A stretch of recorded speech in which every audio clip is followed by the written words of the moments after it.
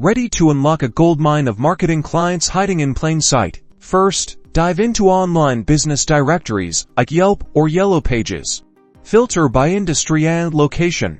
Then look for businesses with incomplete profiles, few reviews, or outdated information. Next, scout social media platforms. Search for local businesses in your niche and identify those with infrequent posts, low engagement, or a poorly defined brand identity. These are prime targets. Don't forget their websites. If a business has a clunky, outdated website that's not mobile-friendly or lacks clear calls to action, that's a big opportunity for you to step in. Networking is your secret weapon. Attend local business events, join industry-specific groups, and strike up conversations with business owners.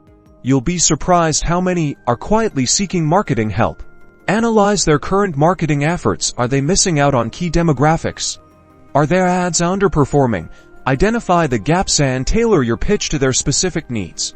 By combining online research with real-world networking and strategic analysis, you'll be finding businesses that desperately need your marketing expertise and be signing new clients in no time. Like and subscribe for more client acquisition tips.